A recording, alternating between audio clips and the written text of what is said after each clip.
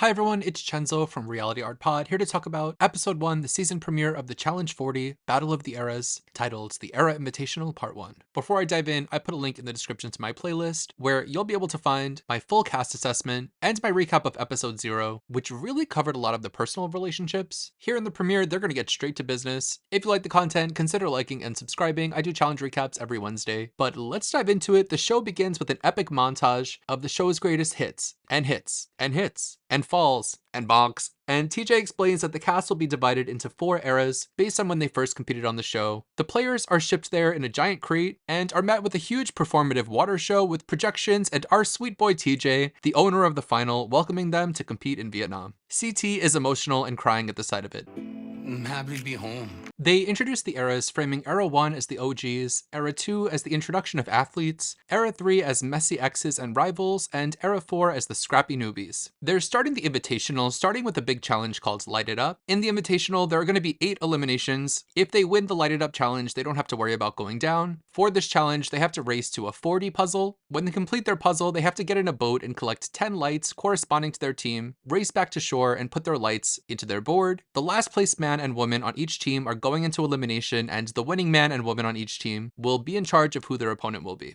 If my fat ass can somehow balance inside of this little miso soup bowl, then I'll stay out of trouble. They get started, and off the bat, it's pretty chaotic. The 40 puzzle looks really difficult, and Kara is already back on her BS, saying her one mission is beating Laurel. Give it a rest. Laurel then leaves Kara right in her dust. Either Kara is really obsessed with Laurel or the editors hate Kara. Not only did Laurel pass Kara, she passed everyone. She is the first person to her miso soup bowl, and Puzzle Beast CT follows soon after when he realizes there are clues in the puzzle pieces to help solve it. Casey says she's engaged to Nani, and the editors do her dirty with this freeze frame. Zoom in!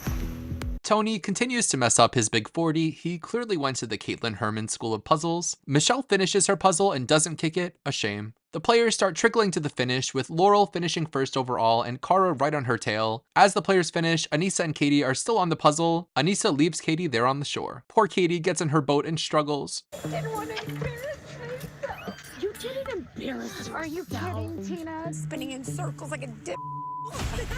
Devin falls out of his boat and swims. He comes out of the water like he's drowning. Why are you drowning, my guy? Also, is nobody watching the water? My babies are drowning. Leroy is terrible at this. They don't even show him finishing. He always does so bad when Cam isn't there. Later, TJ gives the final results, with the losers from Era 1 being Katie and Mark, Era 2, Ryan and Kellyanne, Era 3, Leroy and Naya, and Era 4, Nerese and Theo. And the winners are CT and Rachel, Laurel and Bananas, Corey and Tori, and Michelle and Horacio. The middle players have to head back to the house and plead their cases to the winners to keep them safe, so they get to campaigning. Aviv knows she can be a target because the challenge winners don't really know her. Derek C fills us in that Ryan and Laurel have residual beef from All Stars 4 because Ryan chose Nicole's side over Laurel's. Derek hopes he can stay out of it. Amanda is worried because her rival Tori is in charge of her team. She hopes that her friend Corey can help sway Tori into keeping her. For Era 2, Laurel has narrowed her options down to non-well-connected Aviv and her rival Kara. Kellyanne wants to stay in the game to raise money for her animal rescue, and Bananas tells us he's connected to Vietnam because his dad fought there. He's even wearing his dad's dog tags. That's sweet. At night, while Era 1 are snoozing in bed, the majority of the players are out by the pool,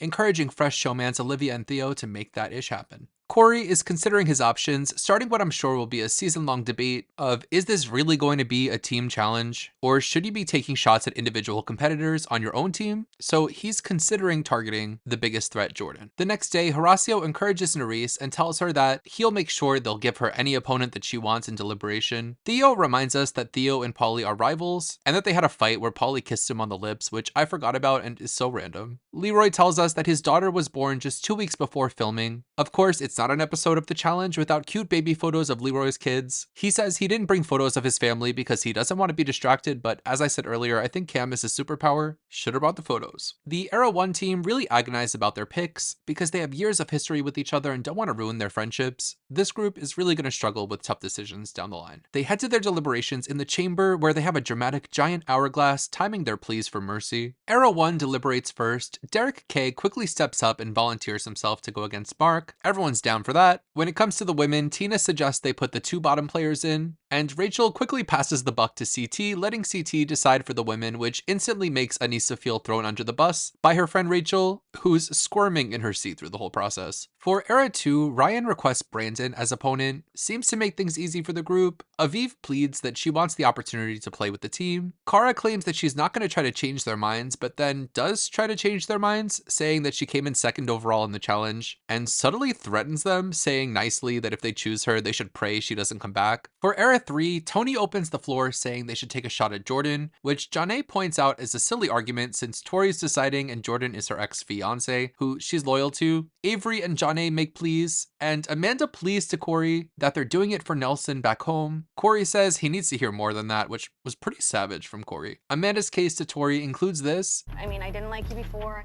I don't like you now, and I won't like you after this. But she tells Tori they have mutual friends and keeping her benefits Tori. For Era 4, Nerese says that between Olivia and Jenny, she wants to go against Olivia. Horacio and Michelle are in charge, and Michelle is shook. She tells Nerese that Olivia is her number one, and she wants to protect her. This instantly opens the wound from last season. They start spatting, and Michelle breaks down in tears. Paulie chimes in that he's ready to squash his beef with Theo, and they go lip to lip once more. And we can finish it in the sand. That's what's gonna happen.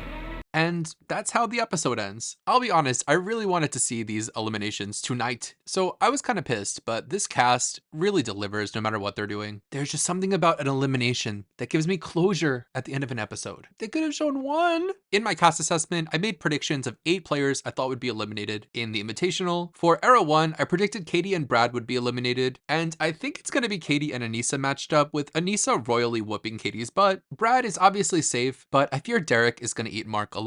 For Era 2, I predicted Kellyanne and Ryan, both of whom are in the bottom here, and I haven't seen anything that will make me believe they aren't going to get gobbled, crumbs and all, next Wednesday. For Era 3, I said Janae and Leroy. I still think Janae could be the pick because Bananas is savage, but Amanda could be the pick too. I think whoever they send to face Naya is basically Naya's lunch. Leroy has flopped at the last few things he's had to do on the show when Cam isn't coaching him, so unless they're flying her in, I stand by him leaving. For Era 4, I said Josh and Michelle. I'm completely wrong about this one. Michelle is the only person I predicted would leave first that won the daily, and I'm proud of her for that. I think Nerese, sadly, is pretty screwed here either way, so Michelle should just send in Jenny and not betray her bestie Olivia before the 2-part premiere is even cold. I don't know who I've got for the Polytheo Smackdown, or should I say Smoochdown?